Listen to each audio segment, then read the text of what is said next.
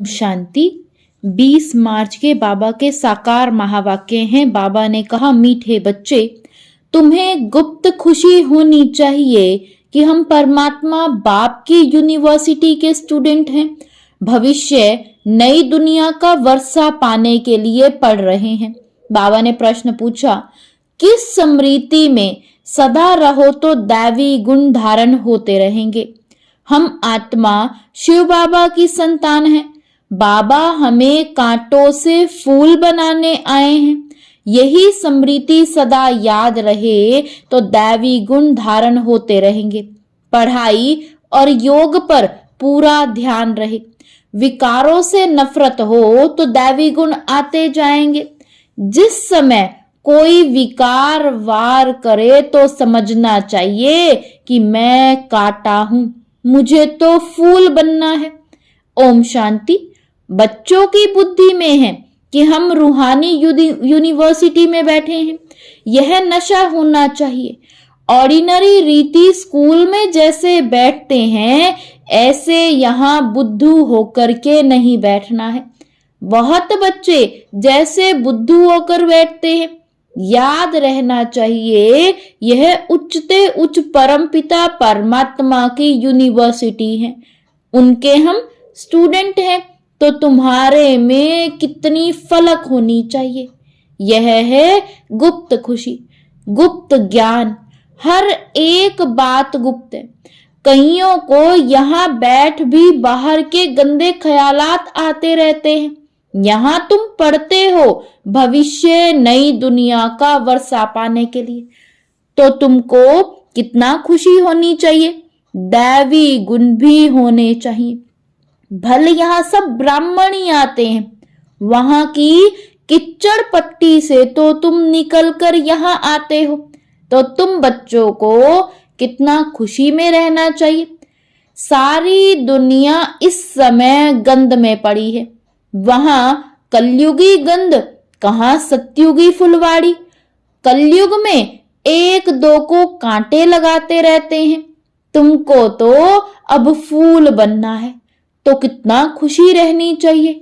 हम अब फूल बनते हैं। यह बगीचा है। बाप को बागवान कहा जाता है। बागवान आकर कांटों को फूल बनाते हैं। यह तो बच्चों को समझ होनी चाहिए कि हम किस प्रकार का फूल बन रहे हैं। यहाँ बगीचा भी है। मुरली सुनकर फिर बगीचे में जाकर फूलों से अपनी भेंट करो। हम कौन सा फूल है? हम कांटे तो नहीं है। जिस समय क्रोध आता है तो समझना चाहिए मैं कांटा हूं, मेरे में भूत है। इतनी नफरत आनी चाहिए। क्रोध तो सबके बीच में आ जाता है। काम तो सबके बीच में हो ना सके, वह तो छिपा कर करते हैं। क्रोध तो बाहर में निकल पड़ता है। क्रोध करते हैं तो उसका असर भी थोड़ा दिन चलता है। क्रोध का भी नशा है, लोभ का भी नशा है। अपने से आपे ही नफरत आनी चाहिए। तुम समझते हो हमको बाबा फूल बनाते हैं। काम और क्रोध बहुत गंदा है। मनुष्य की सारी शोभा ही गवा देते हैं। यहाँ शोभा दिखाएंगे तब वहां भी शोभा पाएंगे। बाबा रोज बच्चों को समझाते रहते हैं कि दैवी गुण धारण करो। स्वर्ग में चलना है ना। यह लक्ष्मी नारायण कितने गुणवान थे। महिमा भी इनके आगे जाकर गाते हैं। हम नीच, पापी, कामी हैं। आप सर्व गुण संपन्न हो। तुम समझाते भी हो स्वर्ग है फूलों का बगीचा और नरक है कांटों का जंगल। शिव बाबा स्वर्ग स्थापन करते, रावण नरक बनाते हैं। विचार करना चाहिए हम आत्मा बाप की संतान हैं। हमारे में गंध कहाँ से आया? अगर गंध होगा तो बाप का नाम बदनाम करेंगे। क्रोध करेंगे तो गोया बाप की निंदा कराएंगे। क्रोध का भूत आया और बाप को भूले। बाप की याद हो तो कोई भी भूत आए ही नहीं। अगर किसी की दिल को दुख पहुंचाते हो तो वह भी असर पड़ जाता है। एक बार क्रोध किया तो 6 मास तक सबकी बुद्धि में रहता है कि यह क्रोधी है, फिर दिल से उतर जाता है। बाप दादा की दिल से भी उतर जाता है। यह दादा भी विश्व का मालिक बनते हैं। इसमें भी जरूर खूबियां होंगी, परंतु कोई की तकदीर में नहीं है तो तदबीर करेंगे नहीं। कितनी सहज तदबीर है। सिर्फ बाप को याद करो तो आत्मा स्वच्छ बन जाएगी। और कोई उपाय नहीं है। इस समय राज ऋषि तो कोई है नहीं। राजयोग सिखलाने वाला एक ही बाप है। मनुष्य मनुष्य को सुधार ना सके। बाप आकर सबको सुधारते हैं। जो बिल्कुल अच्छी तरह सुधर जाते हैं वह सतयुग में पहले पहले आते हैं। तो कोई भी गंदी आदत है तो छोड़नी चाहिए। पढ़ाई पर, योग पर पूरा ध्यान देना चाहिए। यह भी जानते हैं सब तो एक जैसे उच्च नहीं बनेंगे, परंतु बाप तो पुरुषार्थ कराएंगे। जितना हो सके पुरुषार्थ कर उच्च पद पाओ, नहीं तो कल्प कल्पांतर नहीं पा सकेंगे। बाबा बार बार समझाते रहते हैं कि बाप को याद करो तो किचड़ा निकल जाए। वह सन्यासी तो हठ योग सिखलाते हैं। ऐसे मत समझना कि हठ योग से तंदुरुस्ती अच्छी होती है। वह कभी बीमार नहीं पड़ेंगे, नहीं, वह भी बीमार पड़ते हैं। भारत में जब लक्ष्मी नारायण का राज्य था तो सबकी आयु बड़ी थी, हेल्दी वेल्दी थे। अब तो सब बिल्कुल छोटी आयु वाले हैं। भारत को ऐसा किसने बनाया यह कोई जानते नहीं। बिल्कुल घोर अंधियारे में है। तुम कितना भी समझाओ परंतु उन्हों को समझाना बड़ा मुश्किल है।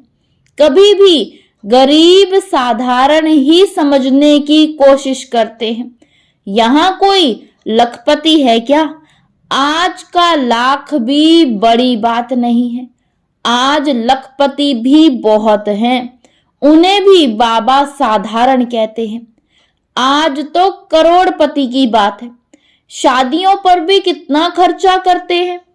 तुम बच्चों को बड़ा युक्ति से समझाना है, जो किसी को तीर लग जाए। बड़े बड़े आदमी कोई MP आदि आते हैं तो बहुत खुश होते हैं, परंतु एक में भी ताकत नहीं जो आवाज कर सके। तुम समझाते हो परंतु यथार्थ पूरा समझकर नहीं जाते हैं। उच्चते उच्च भगवान, उच्चते उच्च यह वर्षा। लक्ष्मी नारायण को किसने यह स्वर्ग का वर्षा दिया? यह कहाँ के रहवासी है यह बहुतों को पता नहीं पड़ता।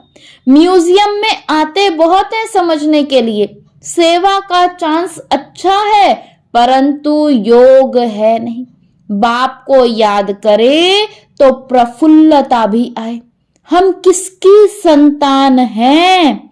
कितने बच्चे कायदे सिर पढ़ते नहीं है। बाप से योग है नहीं। संपूर्ण तो कोई बना नहीं है, नंबरवार है। बच्चों को एकांत में बैठ बाप को याद करना है। ऐसे बाप से हम स्वर्ग का वर्षा पाते हैं। इस दुनिया में हम ही सबसे पतित बने हैं, फिर हमको ही पावन बनना है। यह अच्छी रीति याद करना है। बाप हर प्रकार की राय तो देते हैं, ऐसे ऐसे करो। जैसे क्वीन विक्टोरिया का वजीर गरीब था, रोड की लाइट पर अर्थात बत्ती पर पढ़ पढ़ कर उच्च पद पा लिया। शौक था, यह भी गरीबों के लिए है। बाप है ही गरीब निवास। साहूकार क्या भगवान को याद कर सकेंगे? कहेंगे हमारे लिए तो स्वर्ग यहाँ ही है। अरे बाबा ने स्वर्ग की स्थापना की नहीं है, अब कर रहे हैं। बाप को याद करो, पावन तो जरूर बनना है। बच्चों को युक्ति रचनी है, कैसे किसी को समझाएं कि भारत का प्राचीन योग सिवाय परमपिता परमात्मा के कोई सिखला नहीं सकते। हठ योग है निर्वृत्ति मार्ग वालों के लिए। बाप समझाते रहते हैं जब किसी का कल्याण होना होगा तो फिर लिखेंगे भी ऐसे, अभी देरी है तो किसी की बुद्धि में आता नहीं है। तुम्हारी है यह ईश्वरीय मिशन। तुम्हें मनुष्य से देवता बनाने की सेवा करनी है। दुनिया में तो अनेक प्रकार की मतें निकलती रहती हैं, तो उनका कितना शो होता है। अंधश्रद्धा देखो कितनी है, रात दिन का फर्क है। तुम ब्राह्मणों में भी रात दिन का फर्क है। कोई तो कुछ भी जानते नहीं है, बहुत सहज। अपने को आत्मा समझो, बाप को याद करो तो पाप कट जाएंगे। दैवी गुण धारण करो तो ऐसे बन जाएंगे। ढिंडोरा पिटवाते रहो, देह अभिमान ना हो तो ढोलक गले में डाल सबको बताते रहो कि बाप आया है। कहते हैं मुझे याद करो तो तुम पतित से पावन बन जाएंगे। यह घर घर में संदेश देना है। सभी पर कट चढ़ी हुई है, अर्थात जंक चढ़ी हुई है। तमो प्रधान दुनिया है, सबको बाप का पैगाम जरूर पहुंचाना है। पिछाड़ी में तुम्हारी वाह वाह निकलेगी, कहेंगे कमाल है इनों की, इतना जगाया परंतु हम जगे नहीं। जो जगे उन्होंने पाया, जो सोए उन्होंने खोया। बाप बादशाही देने आते हैं फिर भी खो लेते हैं। सर्विस की युक्तियां रचनी चाहिए। बाप आया है, कहते हैं मामेकम याद करो तो विकर्म विनाश होंगे। पवित्र बन पवित्र दुनिया का मालिक बन जाएंगे। याद नहीं करेंगे तो पाप कटेंगे नहीं। कोई भी कट ना रहे तब उच्च पद पा सकते हो, नहीं तो पद भी कम, सजाएं भी खाएंगे। सर्विस की अच्छी मार्जिन है। चित्र साथ में ले जाने से सर्विस कर सकेंगे। चित्र ऐसे अच्छी रीति बनाने चाहिए जो खराब ना हो। यह चित्र बहुत अच्छी चीज है। बाकी मॉडल्स तो सब खिलौने हैं।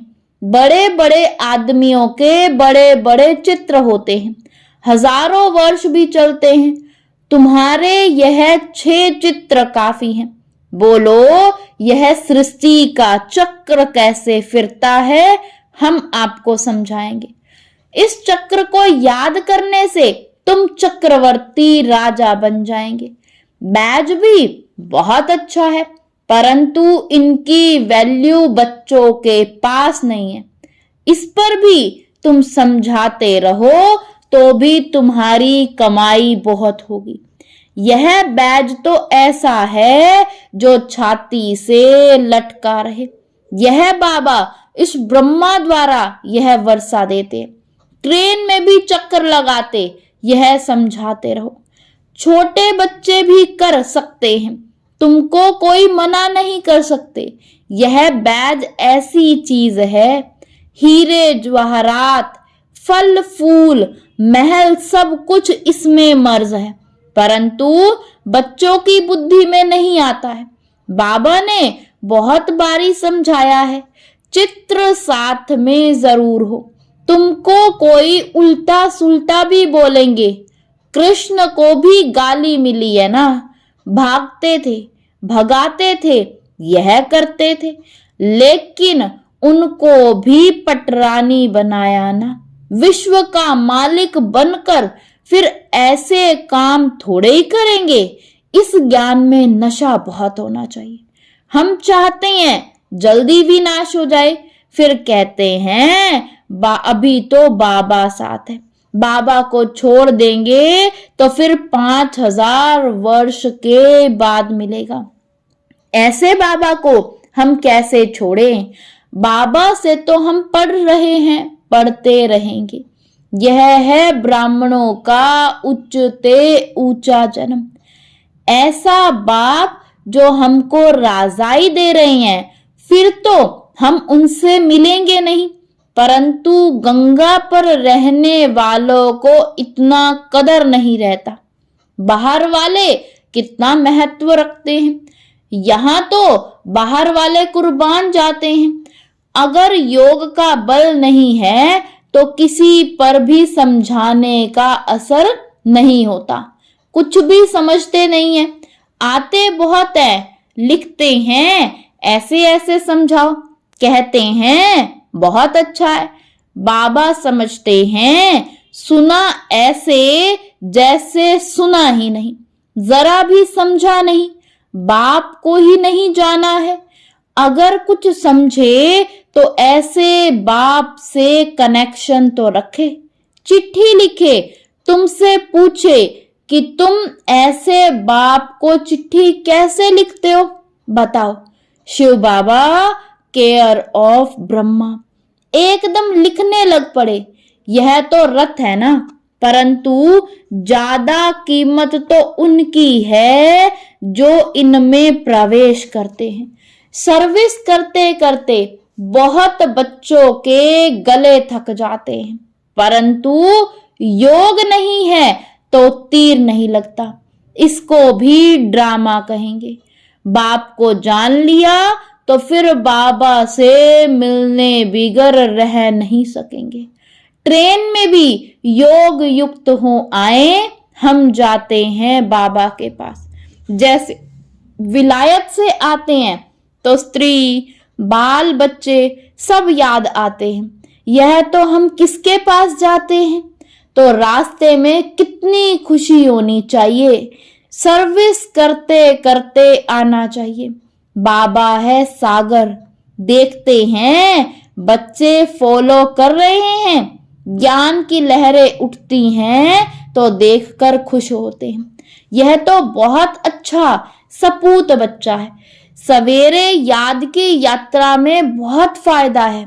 ऐसे भी नहीं सिर्फ सुबह को याद करना है, उठते बैठते खाते पीते याद किया, सर्विस की तो तुम याद की यात्रा पर हो। अच्छा, मीठे मीठे सिकीलदे बच्चों प्रति माता पिता बाप दादा का याद प्यार और गुड मॉर्निंग। रूहानी बाप की रूहानी बच्चों को नमस्ते। धारणा के लिए मुख्य सार है, फर्स्ट पॉइंट, किसी की दिल को दुखी नहीं करना है। अंदर कोई भी भूत है तो जांच करके उसे निकालना है। फूल बन सबको सुख देना है। सेकंड पॉइंट, हम ज्ञान सागर के बच्चे हैं तो अंदर ज्ञान की लहरें सदा उठती रहें। सर्विस की युक्तियां रचनी है, ट्रेन में भी सर्विस करनी है, साथ साथ पावन बनने के लिए याद की यात्रा पर भी रहना है। वरदान दिया बाबा ने आज, याद और सेवा के बैलेंस द्वारा बाप की मदद का अनुभव करने वाले ब्लेसिंग्स की पात्र आत्मा भव। याद और सेवा के बैलेंस द्वारा बाप की मदद का अनुभव करने वाले ब्लेसिंग की पात्र आत्मा भव। जहां याद और सेवा का बैलेंस अर्थात समानता है, वहां बाप की विशेष मदद अनुभव होती है। यह मदद ही आशीर्वाद है, क्योंकि बाप दादा अन्य आत्माओं के मुआफिक आशीर्वाद नहीं देते। बाप तो है ही अशरीरी, तो बाप दादा की आशीर्वाद है सहज स्वतः मदद मिलना, जिससे जो असंभव बात है वह संभव हो जाए। यही मदद अर्थात आशीर्वाद है। ऐसी आशीर्वाद की पात्र आत्माएं हो जो एक कदम में पद्मों की कमाई जमा हो जाती है। स्लोगन है, साकाश देने के लिए अविनाशी सुख, शांति व सच्चे प्यार का स्टॉक जमा करो। साकाश देने के लिए अविनाशी सुख, शांति व सच्चे प्यार का स्टॉक जमा करो। ओम शांति, ओम शांति।